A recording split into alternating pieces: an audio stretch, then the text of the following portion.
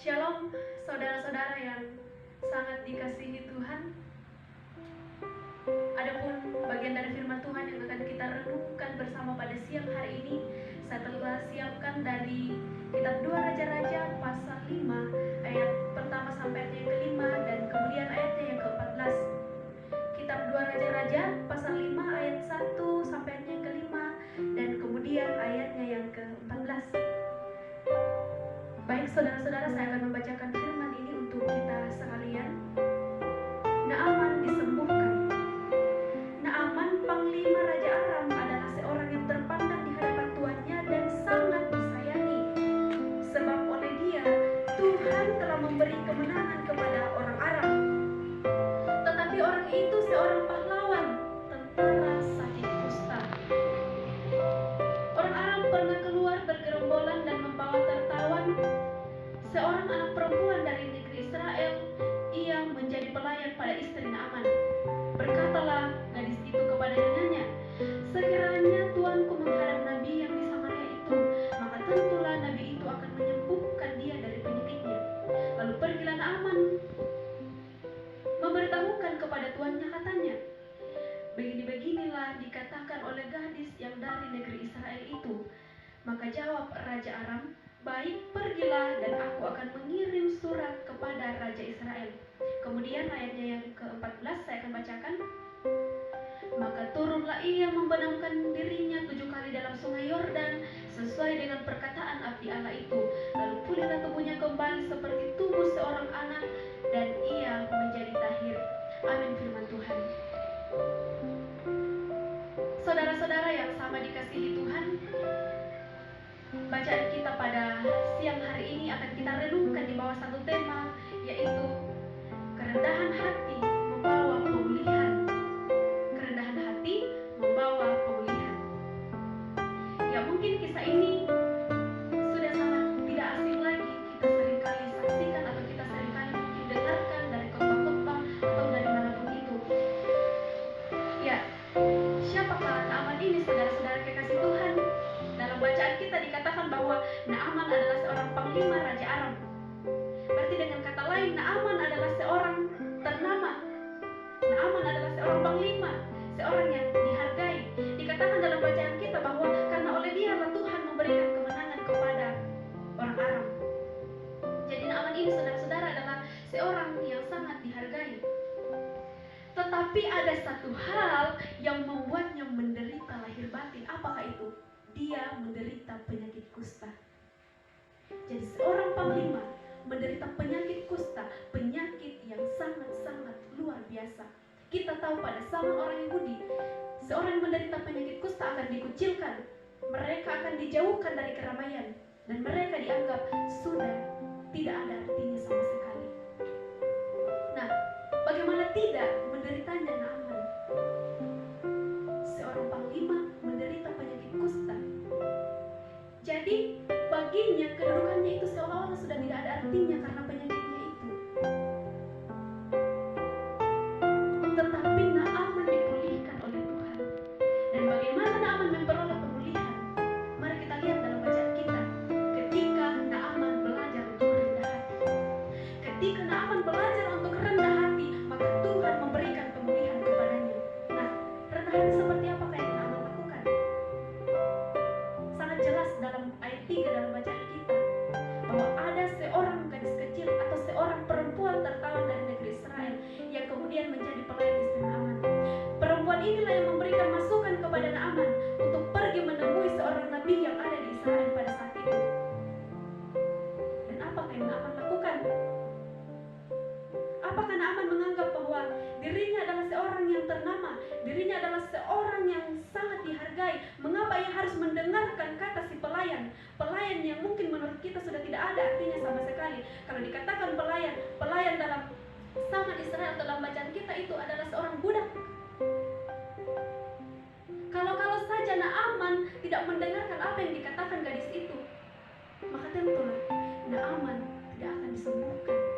Karena gadis itulah dipakai Tuhan luar biasa untuk membawa penyembuhan kepada Naaman.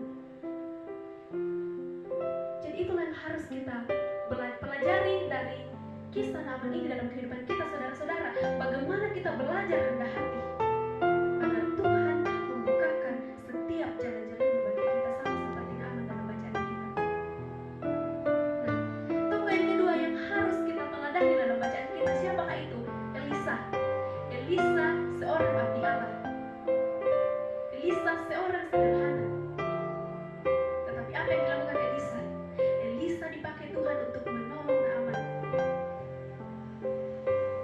Tetapi pernahkah Elisa, saudara-saudara, dalam bacaan kita, pernahkah kita temui bahwa Elisa menuntut balas budi dari apa yang telah dilakukannya terhadap Naaman? Pernahkah Elisa berbangga diri bahwa karena oleh dialah seorang panglima disembuhkan? Tidak. Bahkan dalam bacaan kita dikatakan bahwa Elisa menolak apa yang ditawarkan Naaman kepadanya sebagai tanda rasa syukur Naaman ketika ia disembuhkan. Mengapa Elisa bersikap demikian? Mengapa bisa Elisa seperti ini? Karena dia menyadari bahwa kelebihan yang dia miliki, kemampuan yang ia miliki, semata-mata asalnya daripada Tuhan. Dan tanpa Tuhan, dia bukanlah siapa-siapa.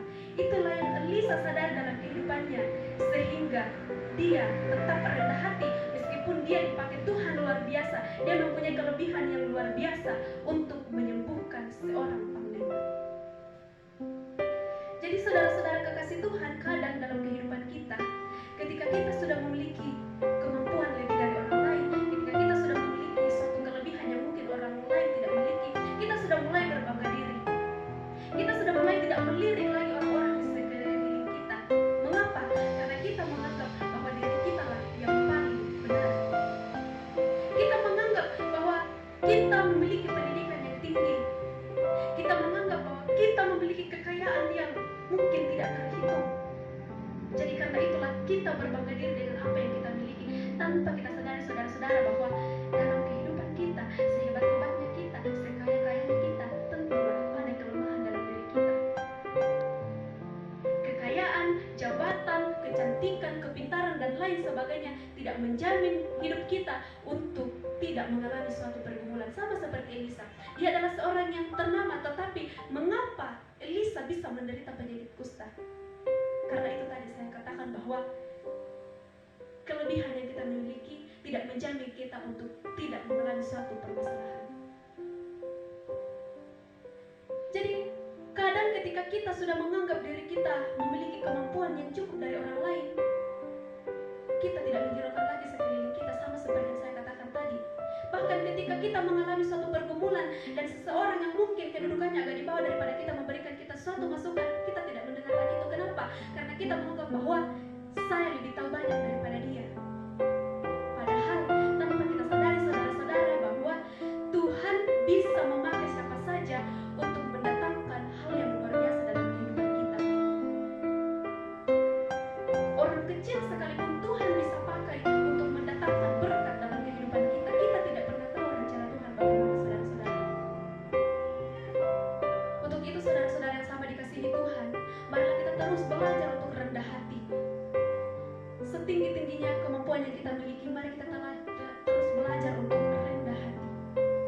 Rendah hati bukanlah suatu hal yang sulit untuk kita lakukan, saudara-saudara. Namun yang kadang membuat kita sulit untuk rendah hati adalah ketika kita terus bertahan pada kedudukan kita, kecantikan kita, posisi kita, kekayaan kita, dan lain sebagainya, tanpa kita sadari bahwa dalam diri kita juga ada kelemahan-kelemahan, tanpa kita sadari bahwa semua yang kita miliki itu adalah anugerah daripada Tuhan. Jadi saudara-saudara yang sama dikasihi Tuhan, rendah hati adalah langkah awal Tuhan membukakan jalan-jalannya kepada kita. Dan kita tidak pernah tahu rencana Tuhan seperti apa. Tuhan, sama yang saya katakan tadi, bisa memakai orang kecil sekalipun untuk bisa menolong kita, untuk bisa mendatangkan hal-hal luar biasa dalam kehidupan kita. Ada satu kisah seorang pengusaha dan seorang pengemis. Si pengusaha ini melintas di sebuah tempat menuju ke ATM terdekat. Nah, ketika ia sampai ke ATM, di situ ada seorang pengemis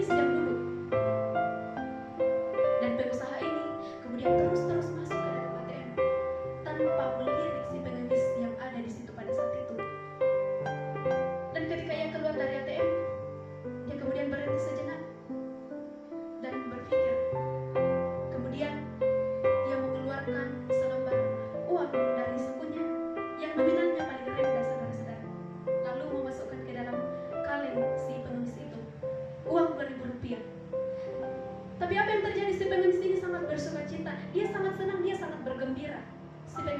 Si orang kaya ini pun atau si pengusaha ini pun berpikir, masa iya uang 2.000 bisa membuatnya senang seperti itu? Padahal maksud dari si pengusaha ini memasukkan uang 2.000 ke dalam kaleng si pengemis ini bukan karena ia iba, bukan karena ia simpati, bukan karena ia kasihan, tetapi ia bermaksud menyinggung atau menyindir. Tetapi tanpa ia sadari bahwa uang 2.000 ini menjadi sukacita bagi si pengemis ini. Dan singkat cerita, pada suatu kali ketika si pengusaha ini mengalami suatu permasalahan di perusahaannya, dia mengalami kebangkrutan, dia tidak menerima investasi dari siapapun. Dan dalam pergumulannya, seorang pengemis mengetuk pintu. Ada seorang mengetuk pintu, lalu ia membuka, siapa itu? Lalu ada seorang lelaki berdiri di depan. Kemudian lelaki itu berkata, apakah engkau masih melihat saya? Si pengusaha ini terlihat kebingungan. Lalu si lelaki tadi ini kemudian menjelaskan bahwa dia adalah seorang pengemis yang ia pernah temui di pinggir jalan atau di dekat ATM yang dia pernah datangi pada waktu itu. Bukan saja itu yang dijelaskan si pengemis ini atau orang itu, tetapi dia juga menawarkan investasi yang sangat besar kepada si pengusaha tadi. Betapa terharu si pengusaha ini. Dia menyesal. Mengapa? Karena si pengemis yang tadinya dianggap tidak ada artinya ini, tetapi justru dialah yang telah menolong dia. Dialah yang telah membangkitkan dia dari kegagalannya atau dari permasalahannya.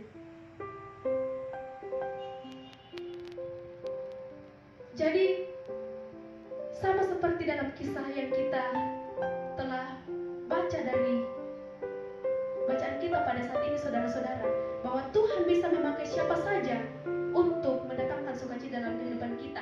Dan kelebihan yang kita miliki tidak menjamin untuk kita tidak mengalami suatu permasalahan. Ada saatnya